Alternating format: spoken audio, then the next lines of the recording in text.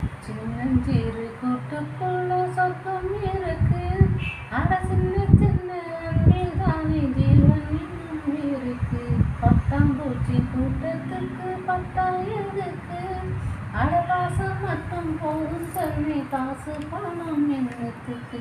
அந்த விண்ணில் ஆனந்தம், இந்த மண்ணில் ஆனந்தம். அடி பூமி பொல்லை முட்டி வந்த பொல்லில் ஆனந்தம். வெயிலின் சுத்தம் ஆனந்தம், மழையின் சத்தம் ஆனந்தம். மழையில் கூட சாயம் போக வாழையில் ஆனந்தம். ஹலோ ஃப்ரெண்ட்ஸ், வாங்க சாப்பிட்லாம்.